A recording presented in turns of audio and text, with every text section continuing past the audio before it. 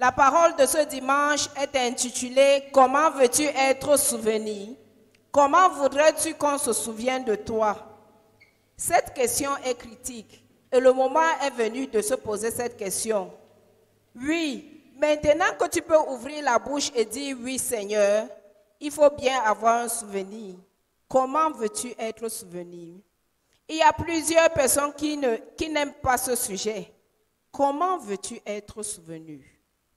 Prends la décision aujourd'hui. Comment se souviendra-t-on de toi? Seras-tu souvenu? Oui, on se souviendra de toi. Tant que tu es sur la scène, tant que tu vis, on se souviendra de toi. Le temps est venu pour savoir comment.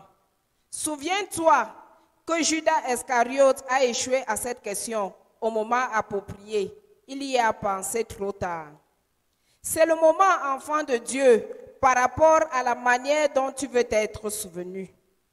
On se souvient négativement du roi Saul aujourd'hui.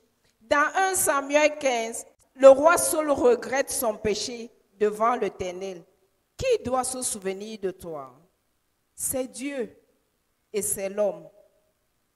Quand est-ce qu'on doit se souvenir de toi? Quand tu es vivant et quand tu es mort. Si nous prenons le cas de Judas Iscariote, il a été condamné, bien qu'étant encore vivant. Il en est de même pour le roi Saül. Aujourd'hui, ces personnages ne sont plus, mais nous nous souvenons toujours d'eux. Mais alors, comment nous souvenons-nous d'eux? Comment voudrais-tu qu'on se souvienne de toi? Tu seras souvenu par Dieu et par l'homme. Qu'est-ce qui pousse Dieu à se souvenir de toi, frères et sœurs? Tes paroles, tes actes. Mais en fait, que tu fasses du bien ou du mal, tu seras souvenu.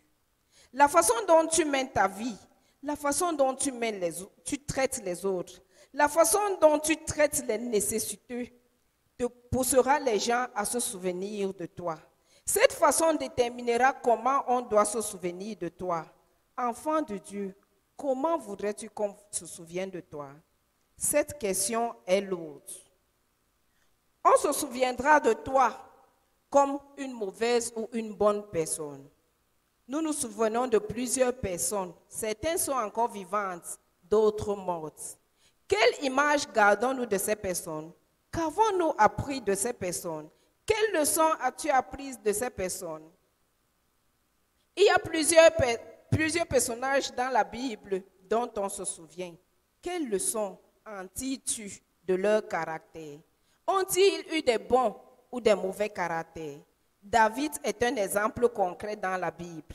Il y a eu quelque chose en lui qui nous amène encore aujourd'hui à se souvenir de lui. Dans 1 Roi 11, Salomon, le fils de David, qui l'a succédé, a péché contre Dieu. Mais au verset 12 et 13 de ce chapitre, le Seigneur dit qu'il va pardonner Salomon à cause de David, son père. Dans 1 Roi 2, 4, Dieu dit à David que si tes enfants suivent ton chemin, je continuerai à les bénir. Enfant de Dieu, que fais-tu pour ta génération? Quel souvenir laisses-tu à ta génération? Comment se souviendra-t-on de toi? Par les bénédictions ou par les malédictions? Dans plusieurs endroits dans la Bible, Jésus est appelé fils de David et il n'a jamais rejeté ce nom à cause du comportement de son père sur la terre. Abraham est aujourd'hui comme celui qui a tout sacrifié à Dieu, comme celui qui a eu toutes les bénédictions. Que fais-tu de ta vie, enfant de Dieu? Nous nous souvenons aujourd'hui d'Isaac, fils d'Abraham, comme un autre Jésus, parce qu'il a accepté d'être sacrifié pour la gloire de Dieu. Job en est un autre exemple, qui a réjoui le Seigneur, sur qui Dieu pouvait compter et s'enorgueillir devant Satan. Paul est un souvenir comme celui qui a combattu le bon combat pour Dieu et il a eu une bonne fin. Frères et sœurs, que fais-tu?